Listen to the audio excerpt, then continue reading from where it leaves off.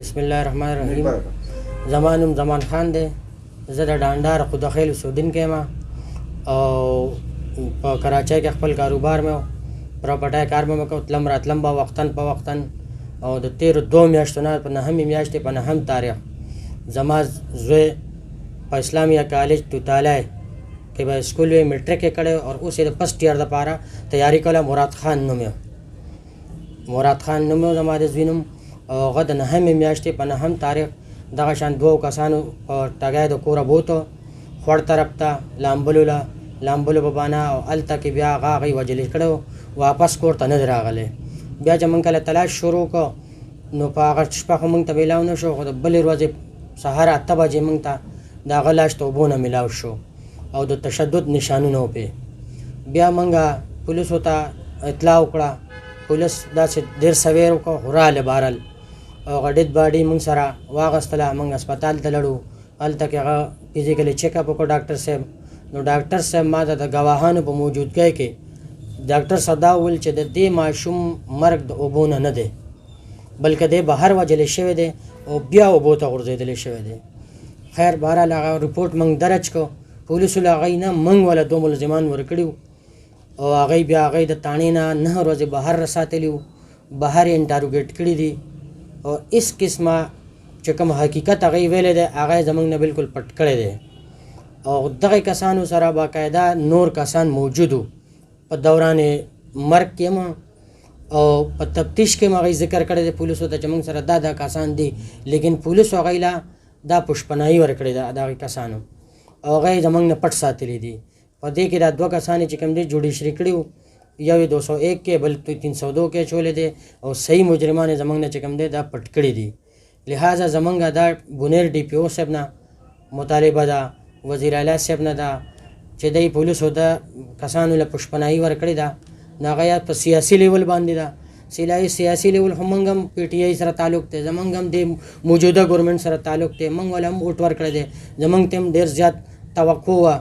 लेकिन बहरहाल पुलिस हो चुका मंग सर नहायत ज़्यादती कड़ी दा या सियासी लेवल बांधे या दे पैसे पर जोर बांधे जमंग DPO साहब सर बुनेर DPO साहब दा इस्तेदादा चे जमंग दे सही प्रॉपर इन्वेस्टिगेशन हुशी असरनाव केस ते दोबारा शुरू शी और जमंग दा माशूम दे दोबारा सही तरीके से गैर जानिबदार ईमानदार टीम न दे पोस्टमार्टम हुशी वज़ीर आला से तम जमंग दा पाकिस्तान दा रिक्वेस्ट है चे मंग लरी दोबारा दे प्रॉपर इन्वेस्टिगेशन होगी मंग डिले करे ने जी बिल्कुल दा दे मा द पुलिस हो द तफ्तीश न बाद मा DPO से तम दा दरखास्त वर करे दे पर दिरशम तारीख पदे बाने इस अमल दरामद शो बाद द दिन हमा DIG इन्वेस्टिगेशन मलकन तम मा दा 2 पेज लिखी दी बाकायदा दा डस्टबिन शिवी दी पदे इस अमल दरामद न शवे द दिन बाद बियामा पर कंप्लेन सेल बांधे IG से ता कंप्लेन का ईमेल में होको बाकायदा दा IG से दा दे पदे मिस अमल दरामद न शो दा बिया मलकन RPO ता पारवट शवे दे लेकिन पदीम इस अमल दरामद न शवे दा DPO से ता बाकायदा पारवट शवे दे पदीम माने हम इस अमल दरामद न शो द दिन बाद बिया मा यो न्यूज़पेपर लम वर्कड़ी दी पागीम सा अमल दरामद न शवे द आगेन बाद बिया मा कटिंग द न्यूज़पेपर वज़ीर आला से लम ले गई दी और गवर्नर से तम मा TCS करे दे और IGP से तमीम दोबारा TCS कर दे लेकिन तरो सपोरे DIG से तम द DIG से जाना मा त कॉलम रागलो माने बयानम पूरा वागसलो फल बयान मा प्रॉपर तरीके से रागई लेवर को लेकिन पेशरफ पेश न दे शवे